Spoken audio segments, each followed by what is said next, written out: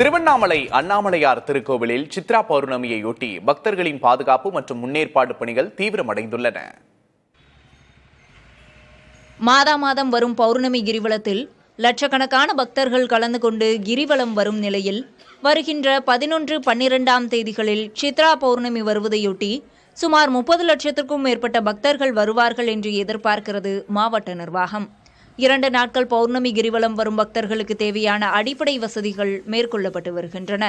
தமிழ்நாடு அரசு போக்குவரத்து துறை சார்பில் சென்னை, சேலம், மதுரை, கோவை, பெங்களூரு உள்ளிட்ட பல்வேறு பகுதிகளிலிருந்து 4533 சிறப்பு பேருந்துகள், 9342 நடைகள் இயக்கப்பட உள்ளன. இதற்காக 20 தற்காலிக பேருந்து நிலையங்கள் அமைக்க ஏற்பாடு செய்யப்பட்டுள்ளது. 12360 கார்களை நிறுத்த 73 இடங்களில் பார்க்கிங் வசதிகள் செய்யப்பட்டுள்ளன.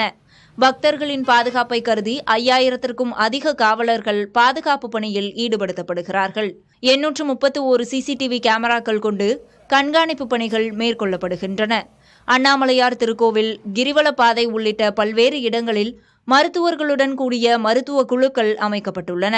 மாடவீதி முழுவதும் பக்தர்கள் நின்று செல்லும் வகையில் நிழற்பந்தல்கள் அமைக்கும் பணி நடைபெற்று வருகிறது.